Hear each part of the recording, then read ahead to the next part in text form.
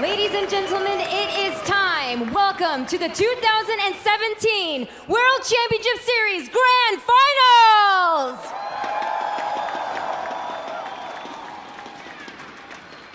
This epic finale has two of the world's best Zerg players going up against one another, and our first player is looking to change his legacy from GSL runner-up to WCS Global Champion. His opponent has been on absolute fire lately, with IEM and GSL titles under his belt. He's hungry for a third. Please welcome on stage your grand finalists, soO and Rogue!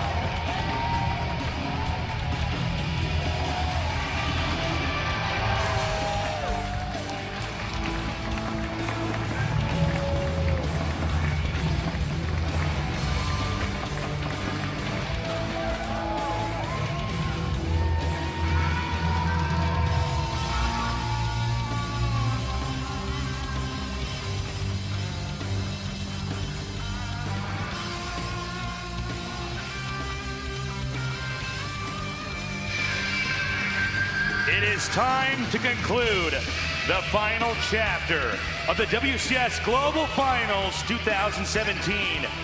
We start out with players from all around the world. We've narrowed it down to two. soO versus Rogue, a ZVZ to decide who is the greatest StarCraft 2 player in the entire world. It has been a long year of action, and the two players we're here with in the finals, completely different paths. soO, the most solid and steady Zerg for the last several years, racking up countless second-place finishes against someone who just for the second half of this year peaked so high that he qualified for BlizzCon at the last second. Truly polar opposites here. We have the most consistent player, somebody who is always getting to the finals, but does not manage to get that victory. Whereas Rogue has had so many ups and downs, and now it seems that he's finally at the highest peak of his career. It could go either way. Obviously, there's a lot of emotional strings that can be pulled here as we talk about this. Anybody who's followed StarCraft 2 knows that soO has wanted to have a victory like this. And I'll say it, as I said on the couch earlier, if he wins here, his tournament debt has been cleared. Hey, you are completely right about that. The ultimate place to come back and prove the world wrong. But Rogue is playing a Zerg style and a very efficient style that we've never really seen before. No, I mean, Rogue seems to be the greatest late-game Zerg that we have ever seen across StarCraft 2's entire, very long now to this point, history. But soO, you're very right. It's like he's now here in the finals of the greatest, biggest stage with the biggest prize pool we've ever seen. If he loses here, it's like a cemented second-place legacy for all time. He could win the next 3 GSLs next year, and it's like, well, you know, you're really a second-place type of guy. But if he wins here tonight, no one's even going to talk about that anymore, except as a precursor to such a large victory tonight. This is soO's chance to break his curse. This is Rogue's moment to ride his high. We barely saw Rogue make it into the WCS Global Finals, the last player to enter. He did so and then climbed his way through this bracket, taking out player after player. No matter how many times we may have doubted him in the past, you cannot deny he's gotten this far. If he beats soO, as far as soO's record goes, that's pretty consistent. But soO, he has gained so much experience. He has wrestled with the emotions of getting to the last possible stop and then not making it just a little bit further to win that. If soO can overcome this, I don't know if Rogue can get back to a position like this. We don't know if Rogue's going to continue to ride up this high and become a Zerg player that can always get this far, or if he's going to slump back down. You know, I think that at this point, soO has been to the finals so many times, he can't be feeling too much here. I mean, there he is just kind of getting ready on his PC. If he takes this down, his prize winnings go so far up. That world championship caliber of player. Oh my God, this is just what he has been training for all along. Let's also not forget, Rogue seems to have the very best late game in StarCraft 2. Now, that, of course, that doesn't mean that Rogue will be able to get to late game. soO is such a well-rounded Zerg. He's certainly capable of coming in and rushing hard right at the start, or doing something fantastic in mid-game. But I am curious to see how a late game soO versus Rogue actually unfolds. Yeah, it's going to be very interesting indeed, because they do play such different styles. Rogue, definitely a Zerg that I could see going into the very late game type of Zerg compositions that we hardly ever see, but soO is generally pretty decisive in Zerg versus Zerg, so I feel like that's going to keep the series a little bit quicker, a little bit more on that aggressive edge. And in fact, soO did play a crazy series against Rogue in GSL Round of 8 this year, during which he barely held on, knocking Rogue out of that tournament, and of course getting one of his very many second place finishes. If I remember correctly, that was a series where it was the position of one Zergling. Yes. Literally one Zergling blocking off a possible Baneling connection. Yes. That could have flipped the game into his favor. You remember exactly correctly, my friend. A single hold position lurking, Zergling by soO was all that stood between Rogue and a much higher finish in the GSL. So, I mean, these two are just very good when they play against each other. Such close matches so far. Let's also not forget we've had previous WCS Global Champions that have been unable to make it back this time around. Players like Bjorn, players like SOS. So there's really no turning back now. Just because you've been a pretty solid StarCraft 2 player doesn't mean you're necessarily going to be able to get this far again. It's a year-long journey that ends in just a few hours. With a brand new world champion, and a very well-deserving one. A lot of analysts and pros talking about Rogue going into this tournament. You know, it was fun talking about soO going into the tournament, though, with his legacy of those second-place finishes. Wouldn't this be a cool place to turn around? But I don't think anyone really believed that he would be here in the finals. That's certainly true. It was something we were thinking about, I guess, as a narrative. Wouldn't that be neat if he actually did get here? Well, he did it again. This is very surprising that even on a stage this big, the biggest stage in the whole world for StarCraft 2, soO's done it yet again. It doesn't matter where he is. He can always at least get this far. Let's not forget, earlier in the tournament, in that round of 16, these two were actually in the same group, but did not end up playing against each other. So kind of an interesting little tale there. They've avoided each other throughout the tournament thus far, meeting here in the finals for this best of 7. Of course, because it's best of 7, as you see at the bottom of the screen here, we will not have any map vetoes. We will be going through each and every map if we go to game number 7. Let's not forget Artosis, and a series that's going to be this long. Each game is very important. Whether you win or lose, you're revealing a little bit of your play style, a little bit of what you prepped for ZVZ, and everything that comes with that allows that your opponent to read into the next game. Can you throw out red herring strategies or builds? Are you able to mix it up? Do you know when to cheese versus do you know when to play a conservative game? All of that is incredibly important. This is not a best of 1. This is as big as it gets in StarCraft 2, a best of 7 with a full range of maps. That's right, and who is going to take the early lead here, that early advantage mentally? Of course, a map 1 win is really big for either side, kind of setting the trends, and then you get to decide, like, oh, I rushed in game 1. Is he going to play defensively here in game number 2? Can I abuse that? We are going to be starting this off on Abyssal Reef. This is, I think, probably the best StarCraft 2 map ever made, but a map that requires, or you can have many different styles, different ways in which you can try to expand, and in many different directions to counterattack, which is, of course, a big theme in the matchup Zerg versus Zerg.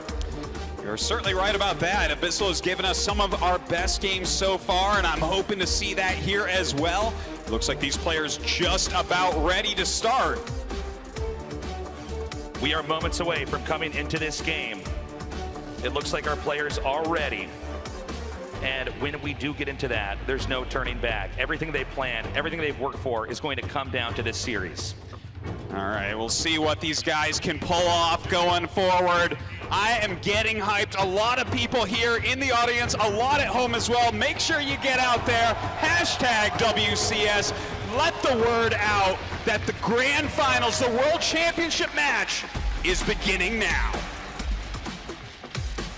And so we begin game number 1 to decide who is the greatest StarCraft 2 player in the year 2017. Introducing our players in the upper left, in the blue, he is soO!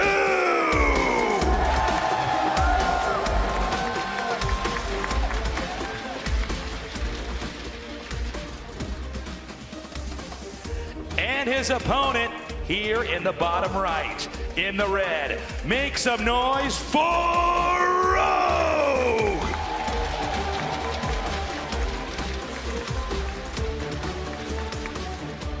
This first game, oh so crucial. How will they both open?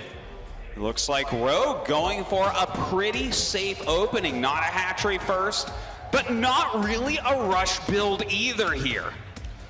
That's right. If you're unfamiliar with StarCraft 2, ZVZ is played on an ice edge. Any mistakes made early on, especially when banelings come into play, can result in an immediate loss. So you have to be very ready for everything. There are so many tricks and techniques on hiding banelings here and there, or running Zerglings past them, or hiding them in the main to try to punish your opponent. Any drone kills you get are way more important than they are in many of the other matchups in StarCraft 2. Well, Zerglings and banelings can really tip the game into your favor or against you so quickly. And of course, both of these players with such high level great micro that if they do get that edge, they will not be letting it go. Coming into this game, the Overlords are going to be sent out here to be used to try to spot any lings or anything that could be sent around the map. Of course, they already know each other's starting locations, but it can be deceptive when you have Overlords moving out on the map. You might think, well, surely I have more intel. This is oftentimes exploited in high-level ZVZ because players memorize each other's Overlord scout patterns, try to send lings around that, or show a few lings in front of those Overlords when in fact there are many more banked somewhere else. So there's always a bit of a poker game in early ZVZ. Yeah, it's funny that you say that because certainly you shouldn't just look on your Overlord because everyone will dodge those in the early game if there is a rush. Now here we do see that Zergling speed is on the way for Rogue. He's making some extra Zerglings. He's getting a baneling nest. So we definitely could see a bit of aggression coming out of him. Meanwhile, soO with a very quick layer. That's right. A layer coming up that quick means he's not going to have any banelings or ling speed right away to help defend. Remember, lings with speed will always beat lings without speed. It's not just a matter of how quickly they get there. They're able to engage much faster. Oh, a lot of Zerglings being made right now by Rogue. It looks like he wants to get extremely aggressive here against soO. soO, of course, is just sitting here making a lot of drones. As we move on, these lings are going to go ahead and head forward. They're now going northbound right now. Now, soO does see these lings. This means this is not an attempt to try to disguise what's actually happening, but he's coming here from the top with these two banelings. soO now scrambling, trying to get a wall in. Oh, it looks like he's going to go ahead and wall this in. He has his queens up in the front, but so many Zerglings coming up right now. Will he be able to break through? This is a crucial timing from Rogue. He's trying to back the queens up and just make sure they can't break through. The queen over here to the right does go down, allowing the rest of the lings to now spill in. Oh, the banelings connecting a little bit here. Rogue pushes forward with his Zerglings, knocks out these queens. A huge baneling connection, and Rogue goes for the drones. 2 drones down so far. As you can see, the lings now beginning to loop around here. The lings now coming up on into the main. If you can get just a few more drones, it's going to be quite impactful. Keep in mind, right now it's 29 drones to 33 drones here for Rogue. Rogue in the lead. Yeah, Rogue does have a slight advantage there, but soO has his tech up. He's going for roaches. Roach speed, getting that +1 attack. So if he can hold on and not take too much economic damage, then he is going to be very strong in the mid game. Okay, it looks like that last ling is now looping around here. Really more of a scout at this point in time than anything else. He's cleared that up. Rogue is trying now to take a third base. Keep in mind, soO was on the defense. He had to get that wall in, get everything set up to hold that. So Rogue's hoping he can eke out an expansion from this point on. Really cool play coming up from Rogue right now, getting that +1 carapace, going into the Roach Warren as well as his own lair. He realizes he definitely needs to get some upgrades if he's going to be able to fight head-to-head against soO and his upgraded Roaches. Now, of course, there's always a couple options here. Do you want to try to play more of a defensive game and last? In this case, for somebody like soO, try to get your tech up and then do some kind of a timing. It looks like that's what we're going to be seeing here from soO in just a little bit as missile attacks is on the way. Rogue now wants to try to set up and get a good defensive posture, so he's going to be okay. soO also squeezing out another base as he sees that Rogue is going to sit back as well. Okay, with those third bases coming up, the game could slow down a little bit, but we see quite a few Roaches being made by Rogue. Of course, his Roach speed going to be a lot later. Also, his +1 carapace only halfway done, whereas soO is going to get his +1 attack finished up. A very good upgrade in Roach vs. Roach. That's right. We have a similar tech as far as what units they're going to be going for the Roaches, but certainly different upgrades. You got to keep in mind with the missile attack, you can get a little bit more Roach harass off more effectively, so you can come in there and hit workers here and there. Whereas with the Roach armor upgrade, you're going to have a little bit more beef if the Roaches go head-to-head.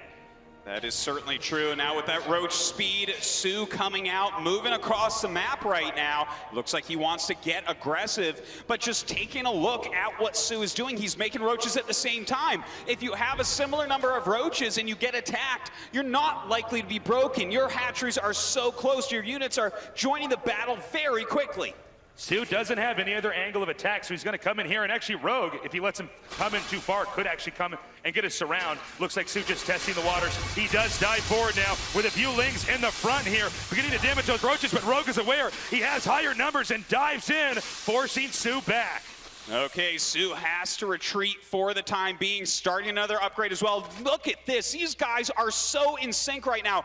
Both of them turning back on the drone production at the drop of a hat, and then back into some Roaches, making sure they're not being too greedy. So for the time being, it's Rogue with just a minor worker lead, but that could change very quickly here.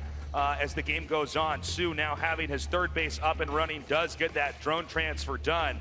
And it looks like, for now, we're going to have it be Roach versus Roach until somebody feels comfortable enough to tech out of it or tech around it. Well, will somebody feel comfortable enough to do that going forward? Are you going to have time to throw down something like a Spire? Will you be able to go for Infestors? It's hard to say. Really nice play there by soO. Gooping that evolution chamber is going to slow down the upgrades. And of course, in Roach versus Roach, upgrades are going to be everything. There's not that many other ways you can get an advantage in that. So having that slowed down is a great approach here by soO. You know, especially considering soO has those attack upgrades, whereas it's a carapace that we have over on Rogue's side. The attack upgrades just a bit more beneficial in this matchup.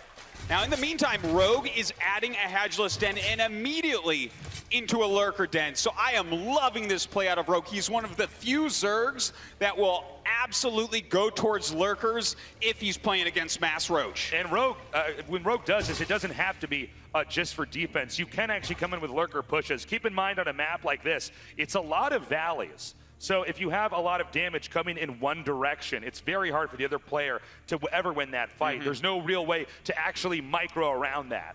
You're quite right, but look at the amount of Roaches coming out of soO right now. He has a gigantic army moving forward now, going after those rocks, and even gooping the Evolution Chamber once again. Very nicely done. He's gearing up for an attack down here, trying to deny the fourth base. Coming in here before a cancel could possibly occur. No, the Roaches here from Rogue beginning to dive in, and it is taken down. Beautifully done there by soO. Oh, and he's getting on top of all of these Roaches. There's Hydras in the back, putting out a huge amount of damage here for Rogue. He's just got to hold on for now until he gets to those Lurkers, but soO continues to rally in. The time and attack might be too strong. soO is pushing in. Too many Roaches now, dividing the army from the hatchery. The drones being used to try to defend. soO's macro completely out of control. Rogue trying to hold on with every fiber of his being, but unable to do so. GG! soO takes game number 1. Very impressive play here. He's one step closer to becoming a victor. And now, we will see what happens in game number 2. All right, that is a great first victory coming out of soO. Definitely what he needed. You know, that first game, when you get that victory, it puts your opponent onto the back foot. Yes, it's a best of 7. Yes, there's plenty of time for Rogue to come back. But soO now has this little edge, this little advantage, and being the player that seemingly always gets second place, I feel like this is the mental edge he needed. You're absolutely right, but of course that's why we have so many games in a series like this, is we have to make sure, is it truly the best player? And again, with soO being here so many times, I am still afraid history could repeat itself. You're definitely right about that. Rogue has time to come back right now. See, he seems to me to be a little bit shaken there. You know, he had an okay opening. He did that little Zergling Baneling attack, killed a bunch of queens, but didn't get the economic damage. He then thought that the game was just going to slow down a whole lot. You know, he was trying to get up into lurkers, but soO hitting his stride with his macro, able to overrun him. It was really a story of one player trying to play a more developed game, a more complete game, ZVZ, and that was Rogue trying to tech up, trying to become more sophisticated, whereas soO, with laser-like focus, coming in with a timing attack to deny exactly that, to punish a player who tries to go into a deeper route. He knows his strengths and the way he can set up certain engagements, can shut down somebody. And I'm not even saying Rogue played greedy. Honestly, it was a pretty clean tech, but soO decisively came in there. That many roaches comboed with denying the upgrades there on the Evolution Chamber. That's all it takes. And now we will go into game number 2 in the WCS Global Finals, StarCraft 2. We are going to decide by the end of today who is the greatest StarCraft 2 player in the world. Introducing our players in the bottom right, in the blue. Make some noise for soO!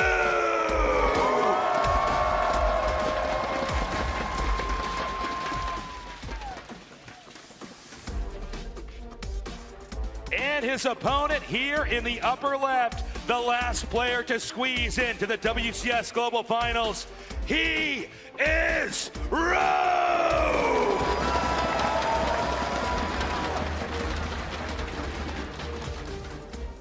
Rogue once again with the relatively safe gas and pool opening.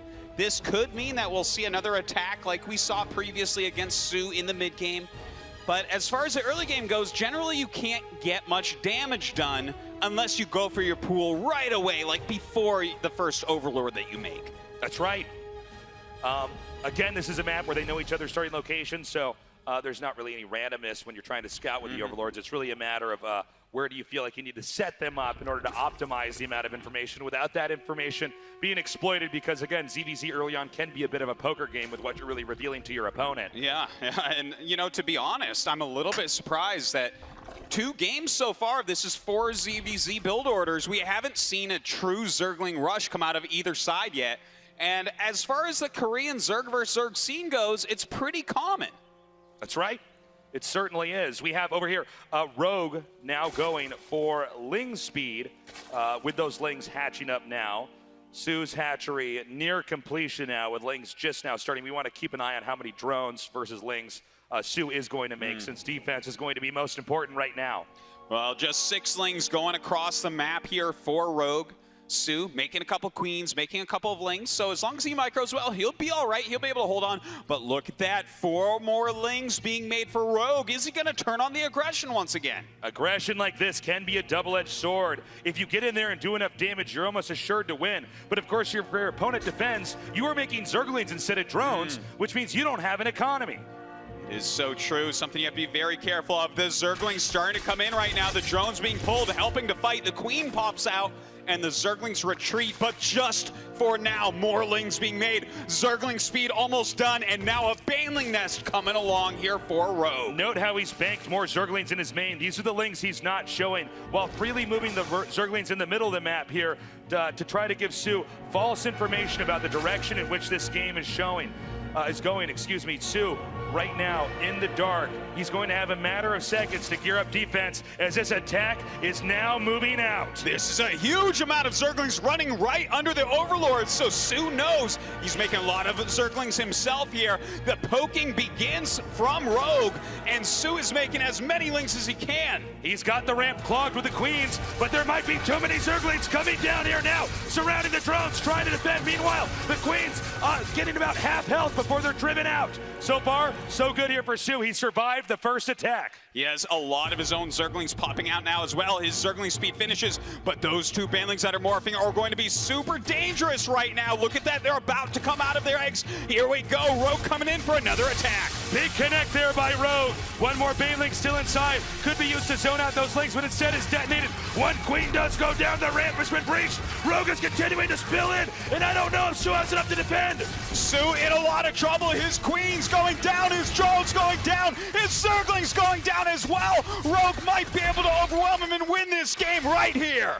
The Lings spilling in, Banelings as well. Nothing here to defend the main as the remaining workers are slowly killed off. More Banelings coming up. soO trying his best to hold on. 15 drones, 16 drones going down. His economy in shambles, and GG.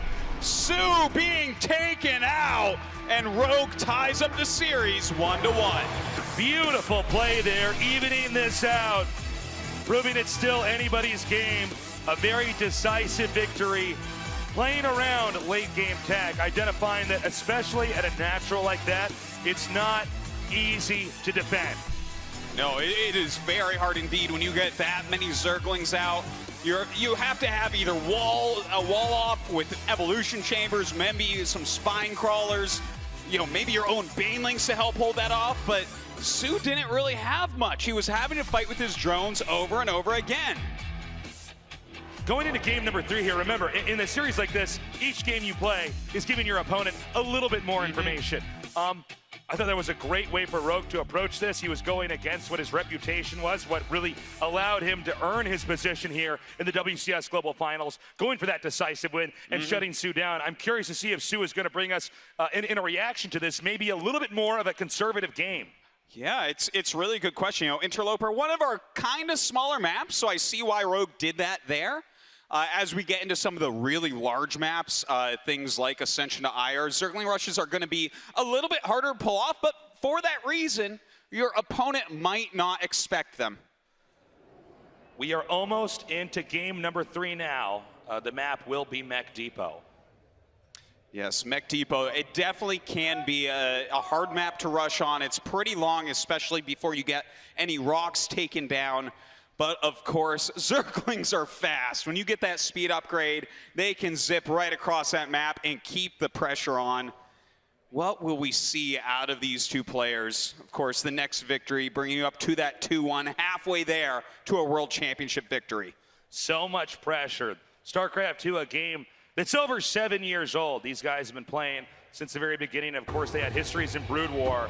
They are both now at the peak of their esports career, a career that's basically been their entire lives as gamers. And we are now ready to go into game number 3. This is soO versus Rogue, a fight to decide who is the WCS Global Champion. In the bottom left, in the blue, make some noise for soO!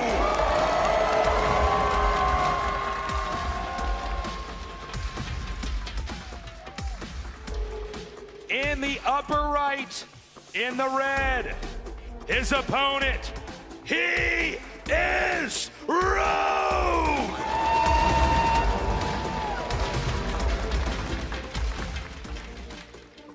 We'll see what these guys want to open with here early on. Could just be the hatchery first play. That's what it's looking like. Both sides deciding to expand. Still no very early game Zergling rushes, but just because you go for a quick hatchery does not mean you're not going to get aggressive right away. That's right.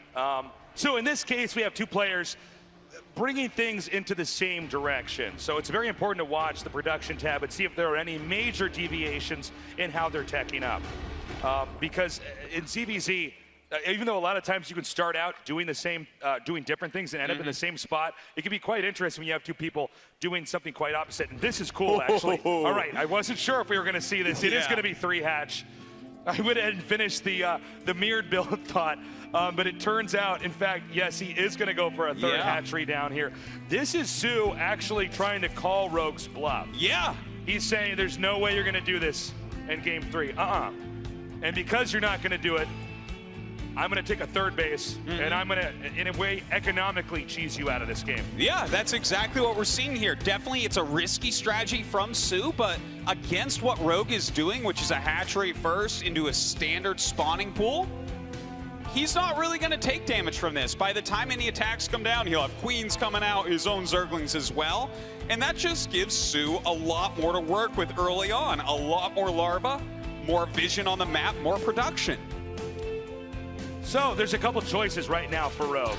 He has to decide, does he want to try to expand with his opponent, or perhaps does he want to try to punish soO for taking these 2 bases? When you look on the map, the 2nd base and the 3rd base are quite far away from each other.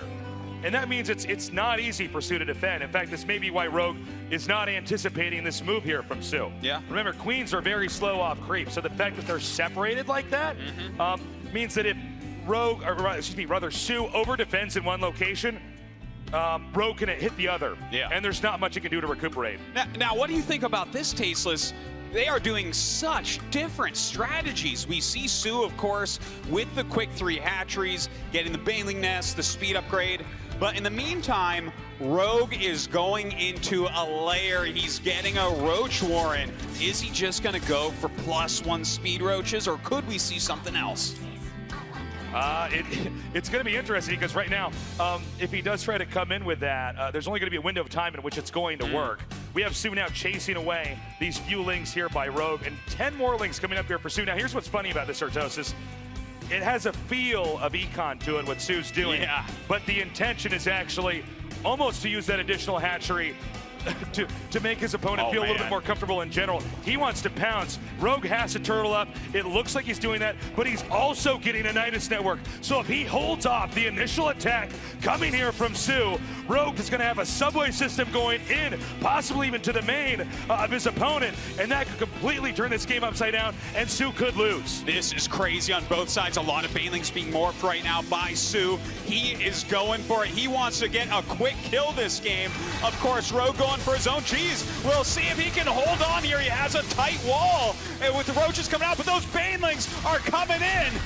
The transfuses go down to try to buy time. The 2 queens still remain. 1 more taken out. The remaining lings and the Bane do spill in. Does he have enough roaches? It appears he does. soO forced back for the time being. The Nidus going down in soO's base. Now he has to rally all of his units over here. It comes up. Roaches popping out. Does soO have enough to hold on? As the roaches continue to pour out of the Nidus, the queens are being targeted down. The lings do going for the surround. The 1 queen off creep cannot be microed away. Oh, it looks like he's going to be able to surround all these roaches, maybe take them all out. More roaches coming out and joining, but that's a lot of lings, and Rogue retreats through the Nidus. Beautiful play here by soO, shutting down the Nidus play. Rogue now, as far as tech goes, not with a lot of options, actually scrambling to try to get ahead. In the meantime, all these lings flooding across the map. A big army for soO, but with that choke, with that wall off, will soO actually be able to do anything here? The lings are going to go ahead and back up for the time being. Keep in mind, even though soO didn't utilize the 3rd base right away, he still has it now. It's droned up. It is a burden for Rogue to figure out a solution. His solution, he says, is going to be an attack to Spire. Oh, this is really an interesting play from Rogue. To go from a Nidus that kind of fails, doesn't really do that much, and then into a Spire. He's staying on 2 bases for an almost dangerous amount of time. Lings now coming up here for soO. I don't believe soO has any need to try to attack in, but these lings can be leveraged to counterattack. He's going to check and make sure there's nothing else at the 3rd bases. He's poking in to try to identify, is there any text showing, any text sticking out at the front? And Rogue is, this is tough. I actually really feel this game going for soO. I'm not sure what even exactly Rogue can do from this point on. He's behind in bases. The tech for Rogue isn't going to kick in for a little bit. soO has got to be very comfortable right now. I definitely agree with you on that. He's got a ton of production on his side and complete map control with such a large amount of Zerglings. But as this Spire comes up, some of that control is going to go back to Rogue. He's going to be able to pick off Overlords, be able to hit on any Zerglings that are trying to attack him as well, and that should open up enough room for Rogue to get his third base. And that's the most important thing at this point in time. And sometimes in a StarCraft 2 match, you really do have to take it one step at a time. It's not always a grandiose strategy. It's what scenario am I in? How am I going to get out of it? Or how am I going to capitalize on it? In this case, he has to get that third base up. Otherwise, the economic engine of soO is going to be too strong. Oh my god, a Hydralisk Den. So we've had Roaches, a Nidus, a Spire with Mutas, now a Hydralisk Den, all off of 2 bases for Rogue, showing us such a diverse range of strategies now coming out with these Mutas. We finally see that Hydralisk Den added for soO as defense. We see Rogue taking that hatchery. Note, he took the hatchery in the location where the first Overlord was killed. I think soO already suspects that's where he's expanding to. He's now systematically wiping out stray Overlords in the map that gives soO any extra intel. That's one advantage with going for Mutalisks. You can deny any intel from your opponent on the map. A bunch of Lings coming around trying to see where is this third base. He spots it, but with the Roaches and Mutas there, decides not to attack currently.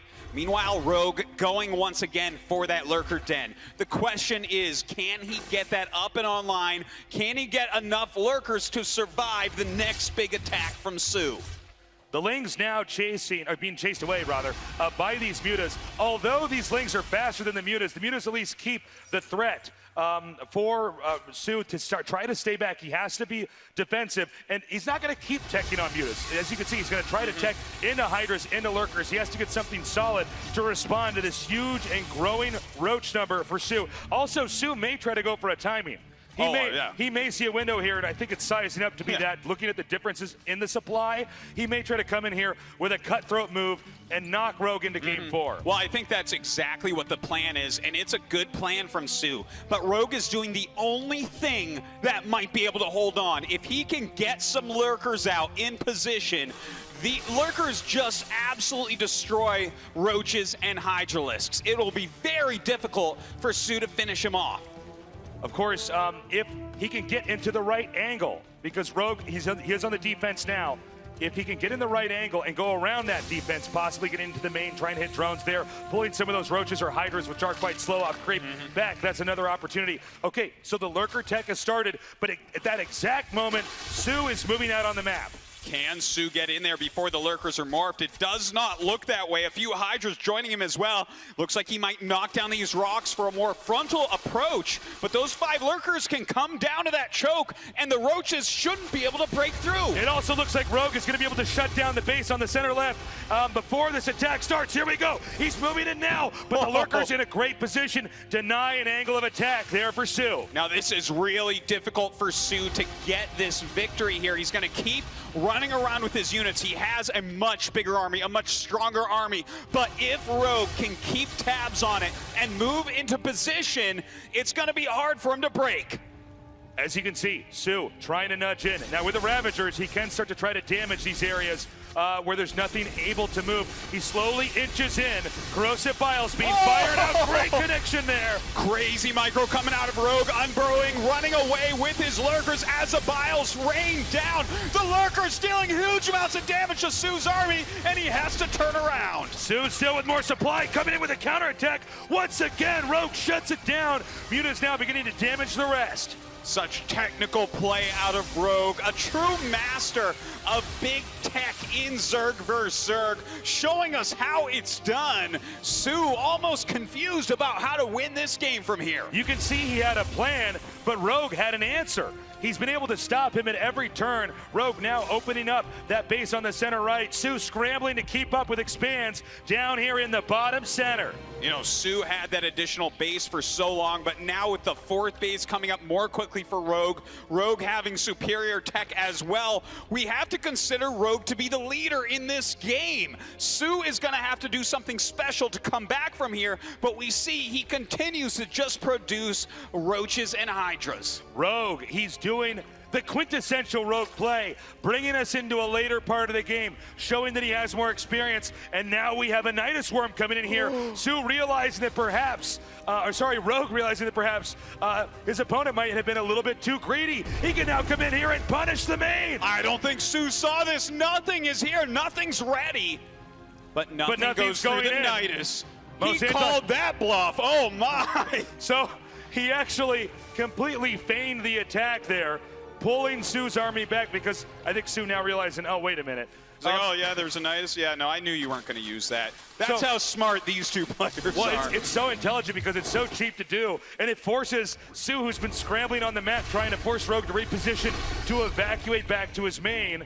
Meanwhile, Rogue, if we can get a shot of the center right on the map here, has completely set up this base and is now in a very good position. Yeah, a lot of upgrades on the way, but we also see from soO, he's teching up, getting that lurker den, getting the infestation pit so that he too can go up into the hive tech.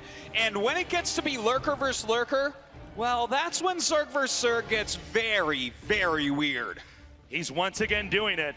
And by the way, Rogue can do this the whole game. This Nidus network is in such a secure position, it's probably not going to be taken out unless Rogue is completely destroyed. So Rogue can continue to flirt with the idea of possibly invading the main here, and it's going to force a good chunk, in this case soO's using the bare minimum, calling his bluff. He forces him to keep some of his supply back here defending. I love this play by Rogue, that he just keeps popping up the Niduses, and he keeps on not using them. You know what's going to happen? Nidus number 5 is going to come up, and he's going to think nothing comes out. Yeah. No, the whole army into the main base. Exactly. soO itching to try to come in here and attack. Rogue once again expanding. The map is being more and more occupied here. Keep in mind, we don't have endless expansions on this. Eventually, it's going to come down to 1 or 2 expansions on the map they have to fight over. Oh man, with that Greater Spire on the way right now, we can see Rogue go into Broodlords. Broodlords are almost ultimate tech in ZVZ, but eventually we could see just a massive Viper war on both sides over lurkers. Yes, you heard me right. That's what we might end up seeing here in this ZVZ. soO coming in now, easily shutting down Rogue. Rogue stacking this expansion, saying he doesn't want to give him any position. One lurker cut down. We see Overseers are over here now. The lurker's on the run. Big win by soO. Again, although Rogue has very impressive tech, soO has kept him boxed in this entire game. soO starting to attack from all sides here. Lurkers walking down, burrowing up. But actually a big spread coming out from soO, landing some corrosive biles here and there, knocking them out and starting to deal a lot of damage. We see the lurkers trying to scramble in here and get to the main. Rogue now coming into the natural, cutting down the Roach War, and it will go down. A big kill right there, but on the other side of the map, expansion starting to fall for Rogue. Can he hold on? A lot of units being made on both sides. It looks like soO going to go ahead and try to remax here with Roaches and Hydras, but will he have enough to break through? All of these lurkers coming up, the spines coming out, but soO trying to break through with the flank. We see that Rogue may have in fact outmaneuvered soO, coming in here doing so much damage, it's not clear that he'll be able to recover. Rogue ahead in supply. soO just unable to come back and do anything on that side of the map, but at the same time, soO with the bottom right base still secure. Rogue might try to come in here for a killing blow. That's really what soO has to hang on and survive. Well, he does have those 3-2 upgrades. Massive upgrade advantage right now for Rogue as he walks forward, getting on top of these Hydras. soO losing very expensive units, a big part of his army here, but still rallying down quite a few. Rogue is not finished yet. He's continuing to cause chaos throughout the bases here. 2 Rogues up here denying mining. Meanwhile, Rogue splitting up those Roaches so it's harder to catch them. Couple Roaches harassing that hatch as well, I guess. This game has turned just completely weird. We see that Rogue definitely still at an advantage here. He's killed a bunch of bases, he has good supply, he has tons of tech at home, and of course, superior upgrades.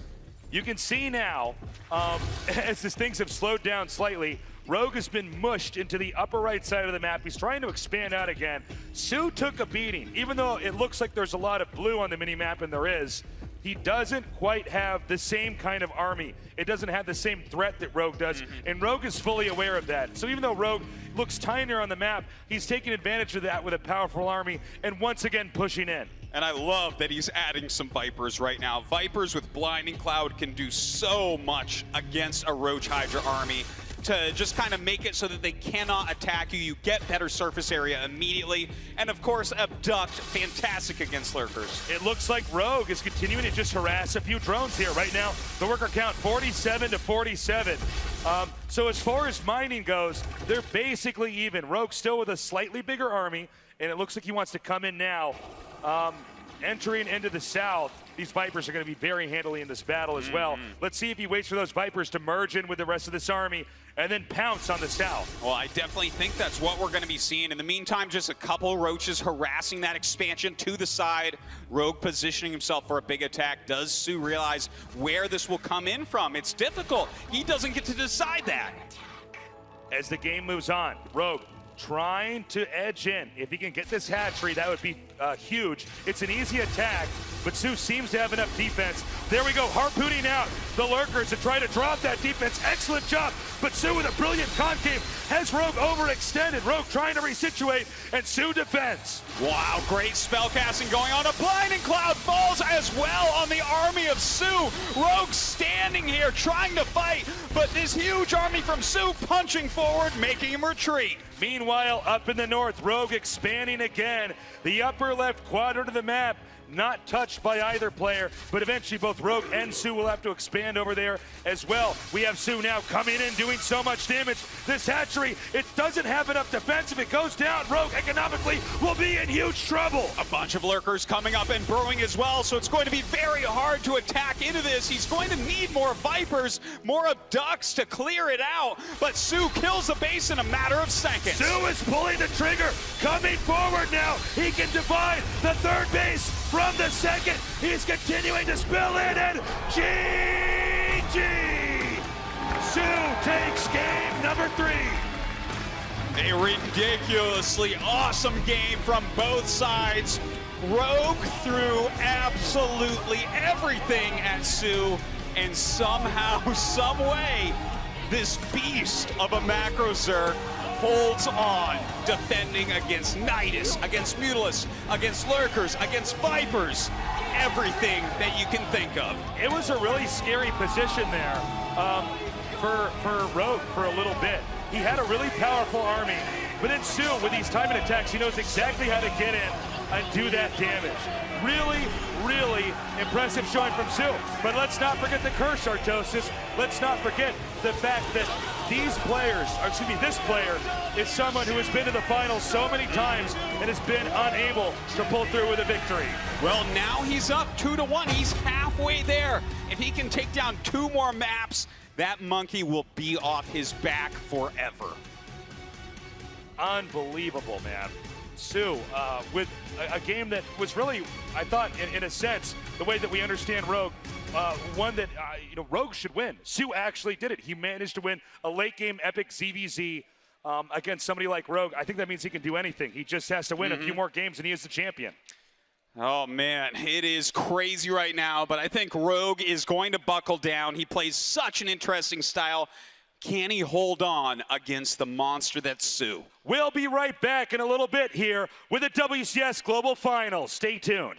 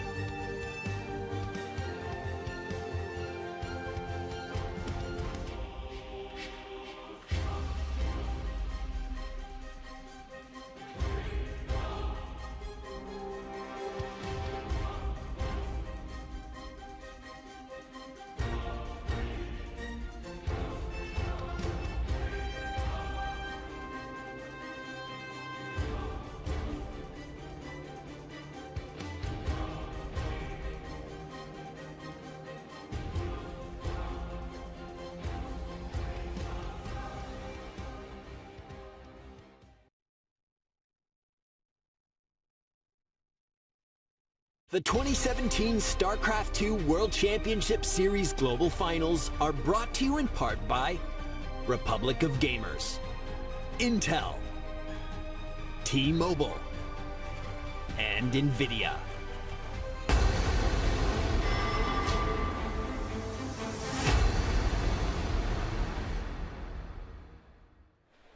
Welcome back, BlizzCon, to Day 2 of the StarCraft II World Championship Series Global Finals. We are halfway through the Grand Final to determine the StarCraft II World Champion for 2017. $280,000 and one beautiful trophy on that stage to the man who wins this best of 7. Welcome back. I'm Nathanius, joined on the couch by In Control, Total Biscuit, and Rotterdam. And boy, oh boy, do we love some ZVZ. Lots of roaches. Roddy, I heard you believe in a thing called roach. Oh, absolutely. I've done for years. Ever since Wings of Liberty, I've believed in the roach, Nate. I think the first 2 games, we unfortunately didn't see that many. We saw a couple in the end by soO, but it just seemed like he was ahead. But that last game, though, that last game had a little bit of everything that can make ZVZ an actual spectacular matchup to us, and that was a lot of fun. A little bit of sugar and spice and all things nice and every tech you can possibly imagine behind 2 bases there. Quite impressive stuff from Rogue, and soO did not see much of that coming, honestly. There are a lot of surprises there, and showed some mastermind level play, but just somehow didn't end up being enough there for Rogue. Yeah, the series is really heated up. That late game Zerg versus Zerg is super fun to watch. And I also want to extend a welcome to those of you tuning in from the arena and online as the Overwatch tournament has reached its conclusion, as we are in the grand finals, a best of 7 to determine the world champion for StarCraft II, the most competitive game ever made. So, this series, we have soO, the man trying to recover now his legacy. Second place is all over the place, but he looks primed to finally get the big W he's been searching for forever. Yeah, but even inside of this best of 7 is that, like, you know, the micro challenge of finishing. He's been able to get to all these finals. He's been able to play phenomenally, and he is doing really well here, although the first 2 games were over pretty quick. So it was a little bit of a knife fight, as Total Biscuit put it, and it kind of felt that way. So we're having this pause, we're having this moment, that voice is in his head where it's like, soO, you're doing great, but are you gonna lose this now? And then he's gotta beat that voice, he's gotta push it back. It's that moment where he's, I think I can, oh my God, I'm actually gonna do it, and then he messes up perhaps. Yeah, you don't want to get into that mindset, and it could happen. You know, it's not like he hasn't been in this position before. He's been in this position for years and years and years. He's getting perhaps a little bit too used to it. He doesn't want to be in that position anymore, but even 2 maps up over 1, there's still a lot of hills to climb. Can go either way. And frankly, that game was close. There was no doubt about it. There were several times when he could have lost it. Heck, he could have lost it on that final engagement, but there were just 3 Vipers that were a little bit too behind, saying, hey, wait for us. And by the time they got there, they were blinding clouded Hydralisks that were already in melee range. It wasn't making any difference. So that could have gone a very different way.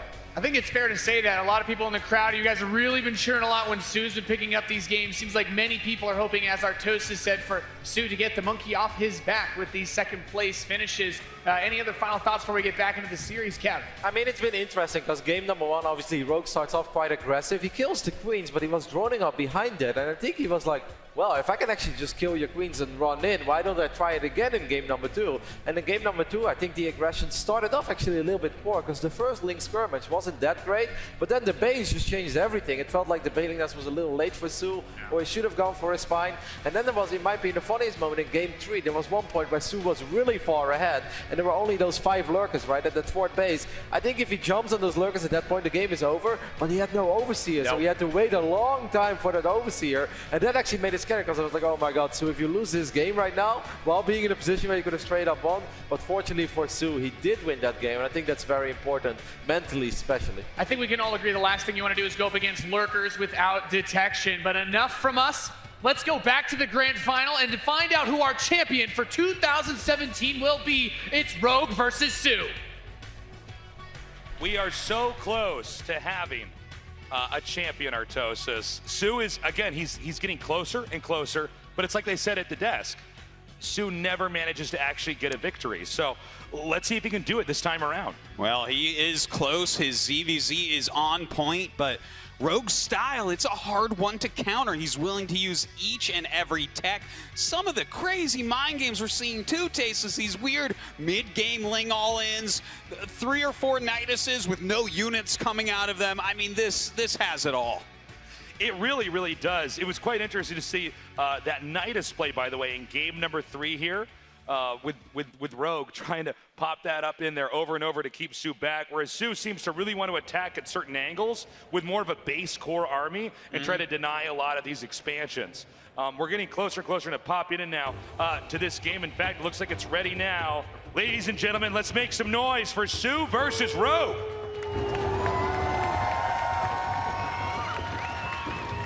Again, this is a best of 7. In other words, the first to 4 wins is the WCS Global Finals champion. In the center left, in the blue, make some noise for soO!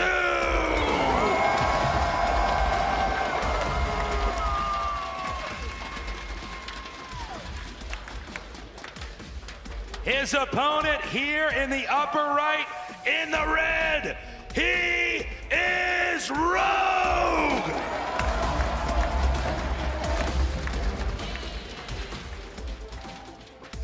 Game number 4, a crucial game.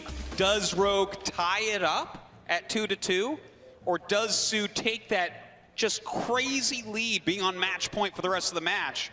We have to see the absolute best Rogue has out of him right here, right now. That's right.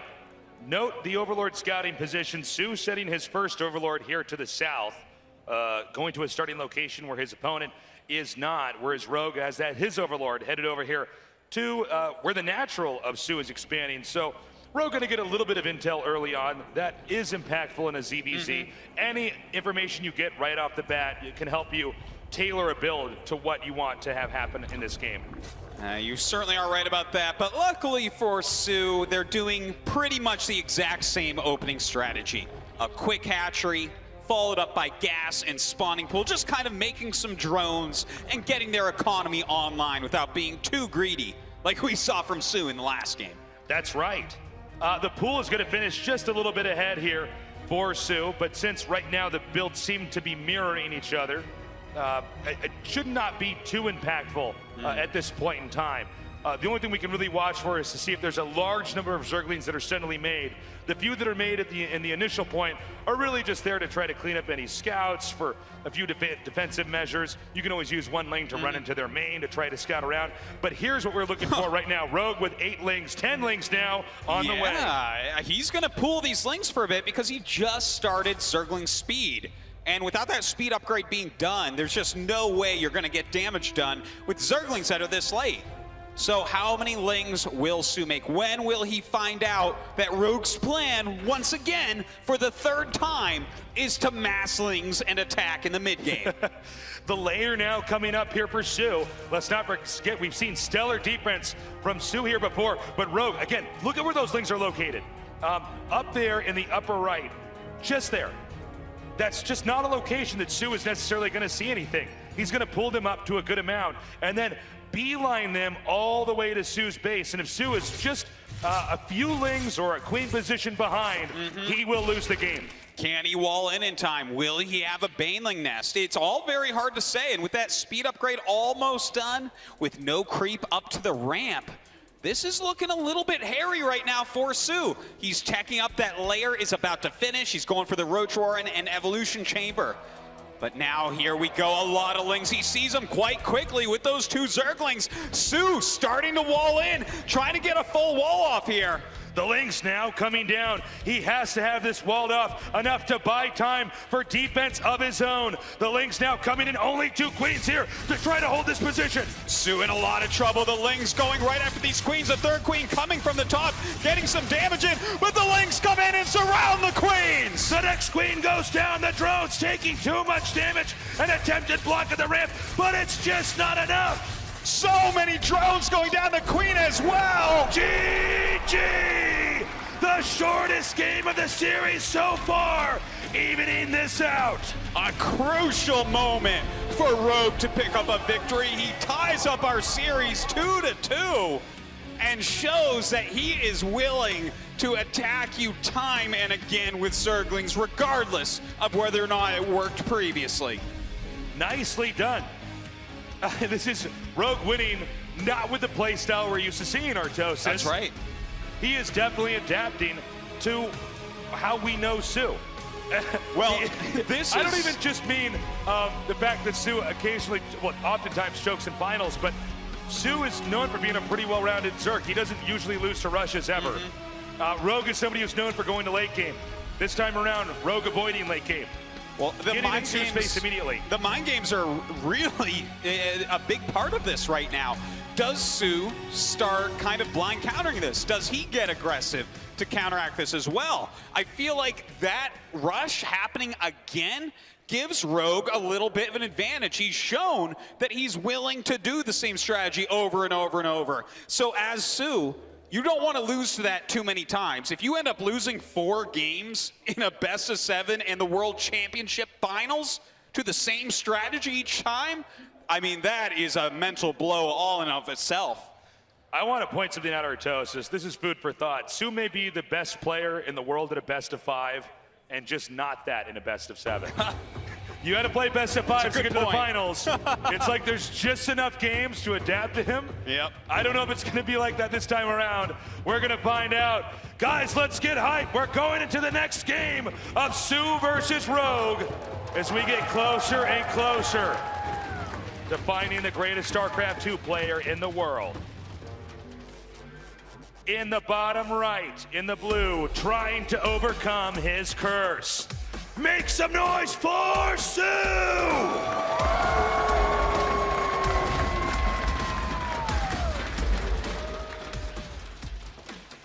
The last player to squeak into the final section of the WCS Global Finals.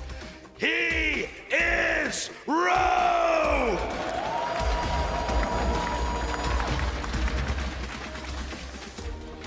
soO is not screwing around this time. This is straight up a Zergling rush.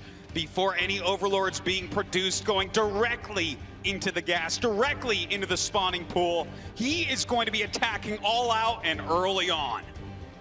Rogue, on the other hand, going for a quick hatchery. This could be problematic because this pool is already done. The Queens and the Lings are now starting.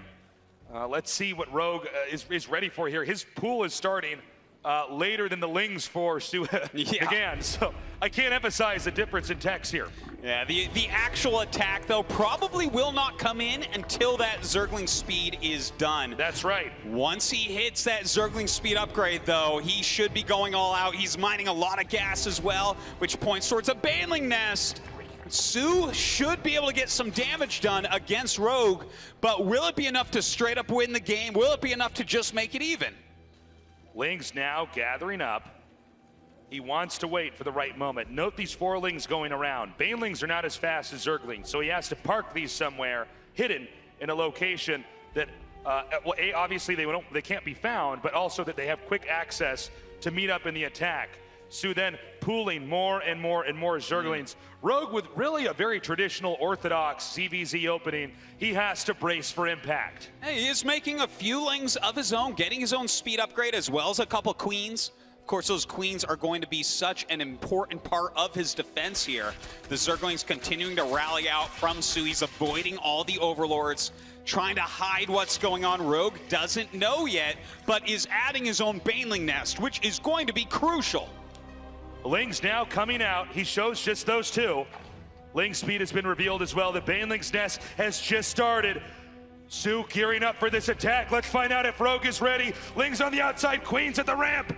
Here we go, the Zerglings getting in on top of this expansion. One drone already falling. Slow Zerglings and two Queens blocking the ramp. The Banelings coming up right now. Some great connections. soO trying to break through Rogue's Queens. soO now hitting the Queen so hard. One is about to go down, but a Transfuse manages to save it in time. The Queen in the upper left is taken out, breaching the wall. The Banelings yet to detonate are going for the drones. soO simply has more Lings right now coming up with these Banelings. One gets picked up. He's going after the drones, but no Banelings connect. The drones fighting with this Queen. The Queen stay alive as long as possible, and a spine finishes. The hatchery at the bottom is naked, but it looks like Rogue may have enough Lings to come out here and drive soO away. soO pushing those Lings back up, but a Baneling here from Rogue is going to help him defend. If he can continue to defend this, he'll have more drones and a hatchery. Two things soO simply does not have. soO has to keep the aggression on. soO has to do more damage than he's done so far. The Lings now chasing away the few Lings of Rogue. Rogue looking for any Baneling assassinations he could get. soO immediately turns around with a surround, driving them back up the ramp. The Lings here, Banelings of soO going up the ramp are taken out by the Queen. Oh, a great, good detonate. Not great, he still has one Baneling making. This hatchery getting very low, but Rogue scrambling to maintain control on the low ground. If Rogue can hold on to this hatchery, soO is in so much trouble. The Banelings coming down, zoning out these Zerglings. A huge connection from Rogue, and he continues to push back everything soO brings at him. Rogue may be stabilizing, but this hatchery is low enough. If a few more Link snipes can get it, it will be taken out. A lot of Banelings being produced for Rogue. He realizes that all he needs to do is hold on at this moment. soO definitely in some trouble, but still trying to mount an offense. Rogue looking to loop around here. Sometimes this is the best play when you have somebody who's parking outside of your base, camping and pulling more units. But soO with good instincts identifies that and turns around. Now soO is in a tough spot right here. Maybe he can get some good Baneling connections, maybe a bit more harassment, but Rogue has stabilized. He's had more drones for longer. He has a spine crawler up, that extra hatchery a lot earlier. soO has to make something special happen if he's going to win this game.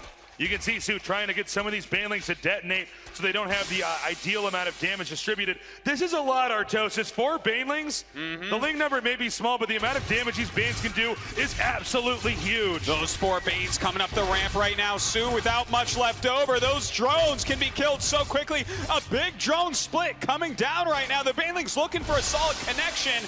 Gets 4 drones. That's a start at least.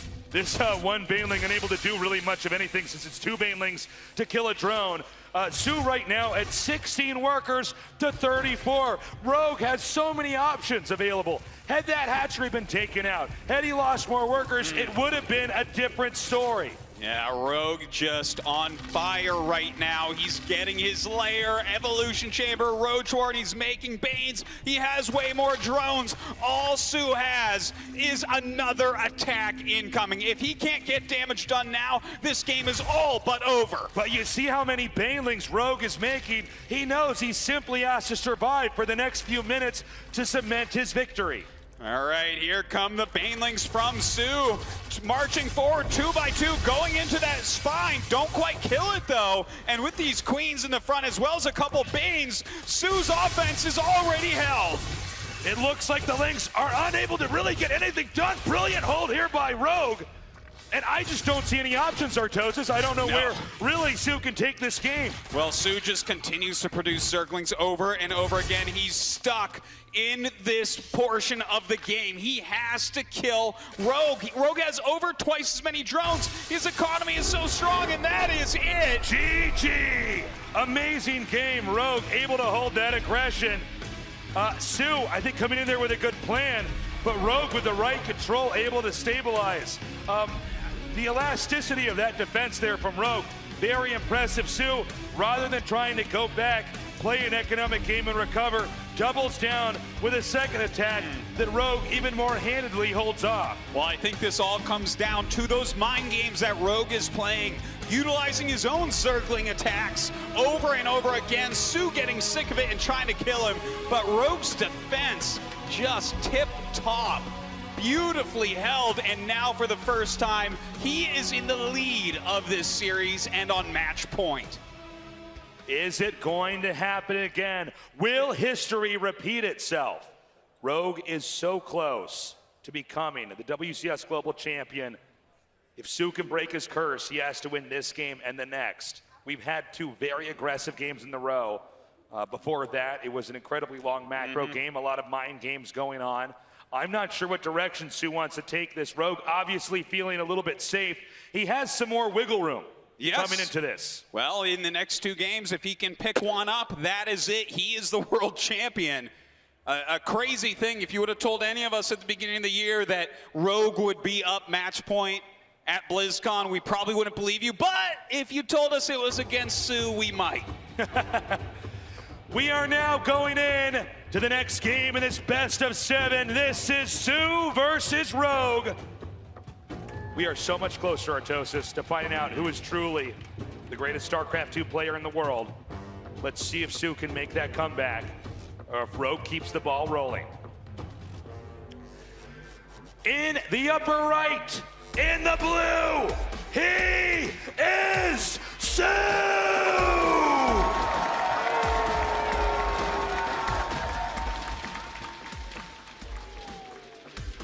And his opponent down here in the bottom left with one win away. Make some noise for Rogue!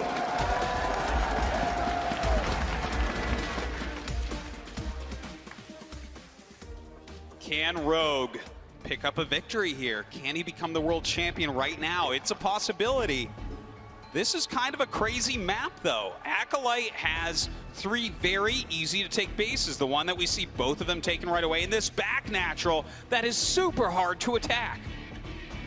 Yeah, this is a funny map. This map makes for games that are just not really like anything else. The distance, if you look at the mini-map, is just huge from the two locations. As Artosis was saying, there's a free expansion in the back of your base. So a lot of times you get 3 bases for free. Now, ZVZ does have some parameters that make it a little bit different.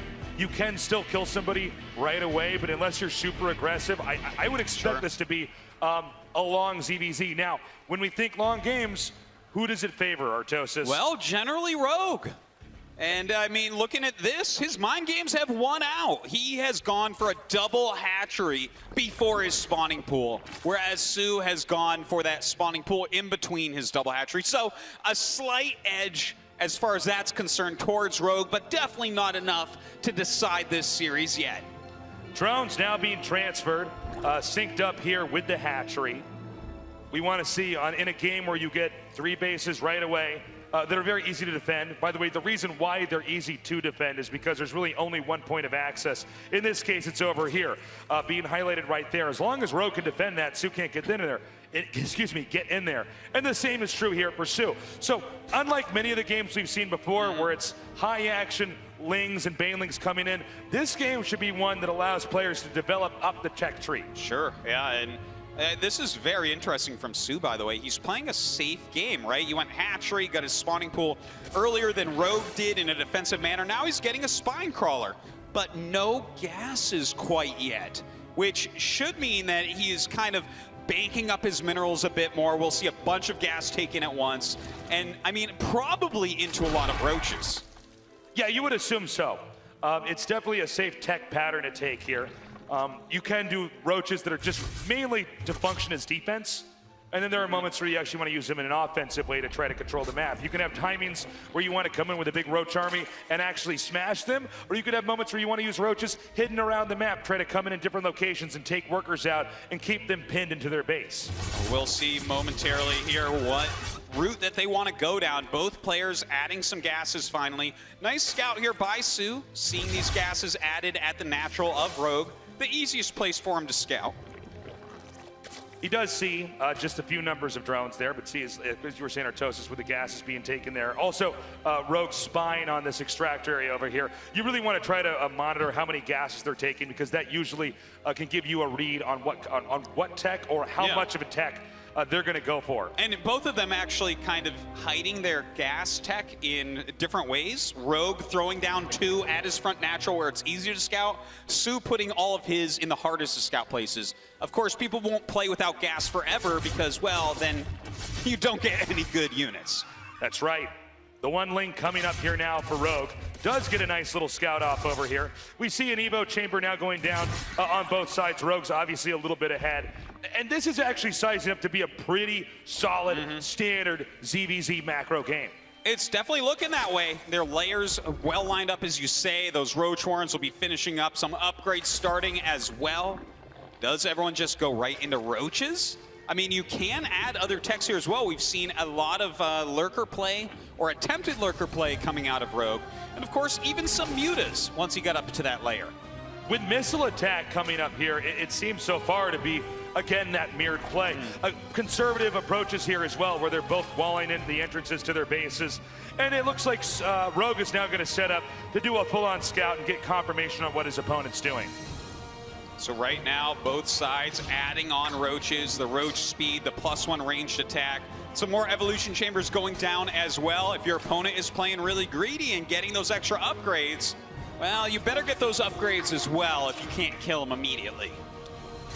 So some scouting is going on down here. I guess the real question now is, will we see a fourth base and where will it be taken? There's two options that are realistic here. There's one over here, assuming that we're from Rogue's perspective. The other, more in the center, is also an option. There are advantages and disadvantages to both. Some allow your main to be more accessible to counters, whereas others, it's harder for them to get around to hit that base from a corner. Well, both sides just showing how different of players they really are. soO taking that pocket expansion, whereas Rogue takes the one down the hill there that you were pointing out.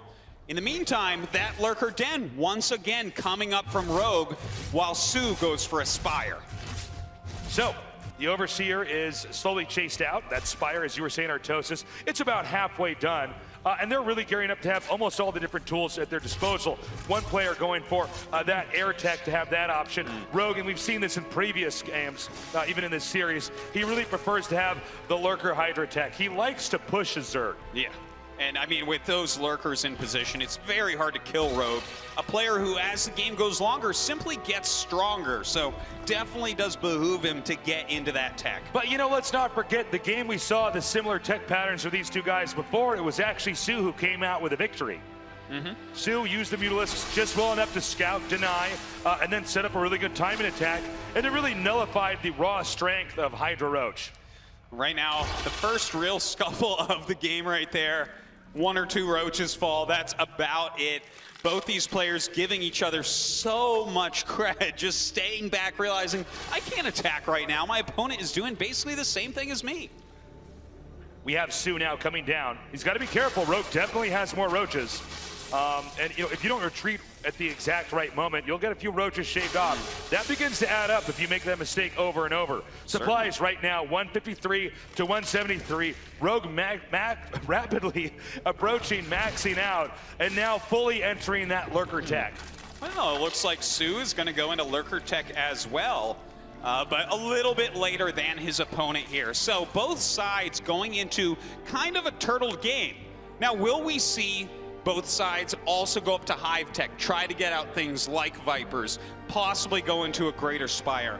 Or will we see, like from soO previously in a game like this, just bludgeoning, ramming all your Roaches everywhere, trying to win right away? I don't know, man. We do have a, I believe, is he going to go for a drop over here? Yes, he is. And this could trigger the full-on attack from Rogue. So the technique being used is to put a few Roaches in an obscure but important part of your opponent's base. Most likely it's going to be the free base back here. This will pull some of soO's army back to try to defend. If soO doesn't calculate perfectly, then Rogue will have a battering ram attack coming in here that could do a ton of damage. And while that's all happening, we also see Rogue attacking again. Kind of interesting to see Rogue dropping this. He doesn't get any army in position, so it looks like he's probably just going to trade off these Roaches, do whatever damage he can, but eventually, as you get later in the game, the Roach loses value. They can't really attack into masses of lurkers. As that tech tree goes up and up, the Roaches do less and less. The Roaches now coming up here.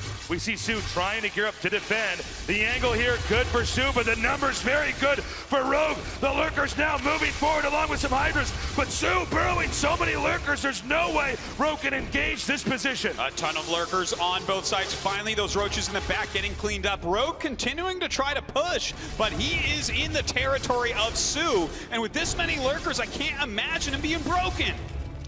Notice that beautiful arced defense there. Really no way for Rogue to favorably engage without eating so many Lurker spines it wouldn't make sense.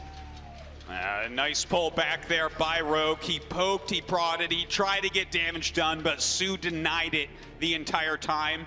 And now both players getting up into this Hive tech. Could definitely see some Vipers coming out, and it looks like Rogue adding 2 Spires wants to get some air units and upgrades. Very Rogue-ish yes. for him in this game. Always going for that higher tech. Oh, going no, for totally. that ultimate Zerg composition, ultimate Zerg tech tree, all the upgrades, you name it, everything. Is soO going to try to come in here with some kind of timing? This map is shaped in such a way, I don't really see an easy opening for him to do that. He does have a lot of Lurkers, but I do also feel like if he moves out with him, it opens up areas where Rogue can then counterattack into him. All right, the ultimate tech coming all over the place. All the upgrades being researched. I am loving it. This is so Rogue. I mean, you BlizzCon folks thought that Rogues like to be stealth and pick locks, but no, they like late game Zerg. We have another drop coming up here right now. Going for, just to interrupt the drone mining. It's interesting, Artosis. We see Rogue coming in with drops, but not committing to any kind of full-on engage. Yeah. He really just wants to free up supply. Roaches don't give you a lot of edge in a super, super late game. So he's in some ways throwing them away, but doing it in a way that at least he gets something out of it. He can try to kill some drones. Absolutely. Maybe you'll get a queen, you get some of the static D, you force his units back, but he does not want these Roaches. He's bleeding them off, getting these great tech units, and we're about to get into a very technical game from both sides. We see Vipers coming up, and Vipers will generally kind of like kite around. You'll have a lot of spores, a lot of spines, just static defense moving around the map. Well, for Zerg, it's partially static at least. And Abduct can be such a strong spell in a situation like this. Absolutely. Abduct is the big disarming ability for somebody who's trying to turtle up. You could start harpooning those Lurkers out, picking them off, and eventually shredding them. And this is pretty cool, a big Lurker drop here. This is actually much harder to kill off than simply put 4 Roaches. Well, the Roaches have a hard time against Lurkers. They start killing off some drones. You have to bring over detection. Just very annoying stuff going on here from Rogue. So keeping on top of soO, but none of the damage that we see from him is messing up soO too much. That's right. soO is just slowly getting chipped away at, but I wouldn't say it's going to put him in any position where he could lose this. I will say, though, Rogue is growing at a kind of scary rate, Artosis. We see the bottom right now being taken. I don't see any openings for soO to get down there. This map could very easily be diagonally cut in half. Yeah, that is very true. And you know what I'm a little bit worried about here for soO isn't just that second place curse, but the fact that this is the area that Rogue plays a lot of his games and he has so much experience. You can see him expanding a little bit quicker, getting all his upgrades just a little bit quicker, and utilizing some cool moves like these drops. Okay, with the upgrades trucking along, a big drop finally. soO might not be prepared for this. Rogue, he has one attack coming in over here. I think this might have been an ill-timed attack since it looks like, no, excuse me, that actually will get broke down. He will get those workers in an amazing play. But with the drop set up, he could come in here, hit this free base in the back, then use a small number of Roaches now with Burrow to try to assault various areas. soO seems to be shifting his attention over to the center left. That's exactly where this drop is not going to be. Oh, what a masterful move by Rogue to lure this entire army over. And now with the Burrow movement, Roaches moving towards the natural and a giant drop towards the back natural. A lot of damage could be dealt. Going for the Roach War, and it will go down. The key tech structure in a game like this has now been taken out. Meanwhile, Roach is spilling into the back. Rogue's drone's trying to, soO's drone's trying to evacuate. Oh, it looks like he wants to kill more tech here. Going after the Hive. It takes a long time to replace that, but the army of soO comes up. Can he save this Hive? A ton of damage being put on it. It's getting closer and closer to zero. He's trying to shimmy over to the left, and barely soO saves it. Oh, splitting up a lot of these roaches, though. They've killed that back expansion. The damage is being dealt. All very worthwhile here for Rogue, but soO does weather the storm. soO seems to, although he survived, not be in any kind of position where I think he can, really pull it around here. Rogue getting further and further and further ahead. Okay, Broodlords are being made right now by Rogue. This is what he traded his supply in for. Notice he also has his own Vipers. This is going to turn into a war of those Vipers. Can the Abducts land on these Broodlords, or will he counter-abduct the Vipers? We're gonna find out in a second. The Broodlords getting ready to push up. Roaches everywhere on the map, he's hitting them. Trying to get that Hive once again. Looks like he will be able to save that with that ability. Actually, excuse me, no he's not. Are no, you he's kidding not. me? I didn't think it was gonna work. It goes down. I thought in that amount of time, surely the Roaches would get back there. I was wrong. Beautiful play. That resets everything. Any tech structure from here on out that's taken out, he will have to get back to Hive to retrieve that. The most crucial thing, he can't build more Vipers. The key unit for taking down these Broodlords. So now we have Rogue at a big advantage. Can he close it out? Will he attempt to move across the map and close it out? We're about to possibly see one of the most technical takedowns in ZVZ history here, as he is gearing up for a huge assault that soO just may not have the tools to deal with. I think the only thing that soO can really try to do is constantly counter, constantly try to engage in locations that Rogue really just has to respect. A gigantic amount of Broodlords being created for Rogue. Even if the Abducts land, he'll have a lot of Broodlords left over, and those Broodlords will do fantastically against ground units. Hydras have a very hard time getting up there. Look at all these infestors. The fungal growths going down, holding everything still. Rogue's army is so fearsome. Okay, we see the push coming out now for Rogue. Will soO have the finesse to try to make it turn around? Rogue definitely has static defense because he knows this is really the only thing that his opponent can do to stop this impending push that may knock his opponent out of the game. All right, a little counterattack coming out from soO, sending some Hydras down, sending some Lurkers down, trying to do some damage and keep Rogue busy. Rogue is actually turning around right into the area that these Roaches are hitting. At least soO is keeping Rogue busy. Not just there, but also down at this base at the bottom. The hatchery getting very low. He could take this out. Meanwhile, soO is being driven back out by the Broodlords of Rogue. We have to ask ourselves, is Rogue making a mistake here by going for such a sluggish army composition? While it is so high-tech and advanced and dangerous, it also can't necessarily get over to soO's side of the map to actually kill him off. It's a really good point, Tasteless. When you gain power, you lose speed, you lose mobility, but that's still what soO has. He is all over the place right now, trying to get these little bits of damage done, and to be honest, it's working out pretty well. He's continuing to counter. Rogue may actually just full-on commit. The Broodlords may be too far across the map to have them turn around. He's going for it. Is soO going to be ready? He's gearing up with these Hydras. The rock's still in the way. Oh, we're gonna need to see some great Abducts here. Those infestors burrowing around under the ground, so scary. If we see Fungals going down on the Hydras, that will hurt so much. The Broodlords starting to get through the rocks. soO knows it's coming. He must hold. Here we go. The Broodlords starting to peg down on these spine crawlers. soO backing up for the moment. He's coming in. He's chiseling away. You can see soO trying to stay back, looking for the possible opening. When he engages, he has to make sure it works. Here it comes now! Oh, a huge fungal going down on these Corruptors, Chain Fungal continues to land. A lot of damage being dealt. Parasitic bombs all over the Broodlords. We see soO supply getting lower and lower. The Fungals continuing to chain. The Broodlords push forward as his base goes down. These Hydras dealing so much damage to the anti-air of soO. He loses his base and must withdraw from the area. More Corruptors on the way. soO is going to have to keep on making these units, remove these Broodlords, and somehow deal with the ground army of Rogue. soO pulling further and further back into his remaining bases. Rogue has no intention of turning around. He's continuing to push forward, hoping to divide the upper left and upper right bases in half. Great moves with these Broodlords right now, picking off some lurkers so his Hydras can come forward.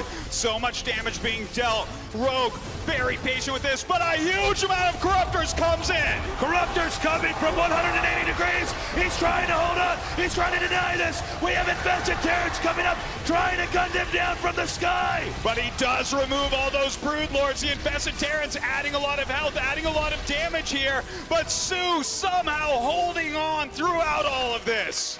soO surviving a little bit longer, but Rogue isn't done yet.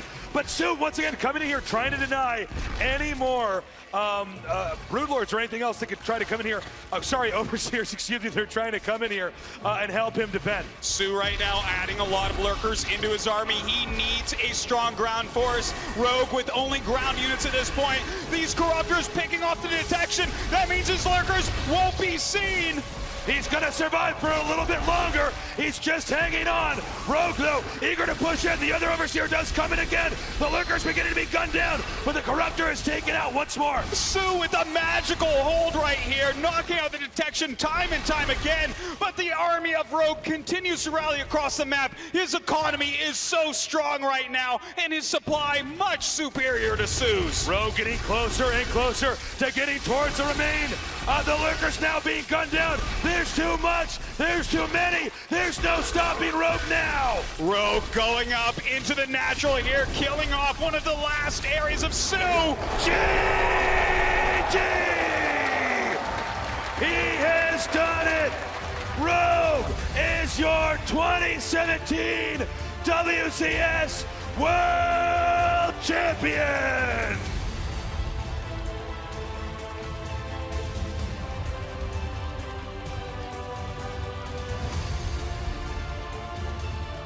Barely qualifying at the last moment for the World Finals. Rogue has gone all the way, defeating soO, the cursed second place finisher amongst all StarCraft players, amongst all esports in this finals in a very epic fashion. One more time, ladies and gentlemen, make some noise for your champion, Rogue!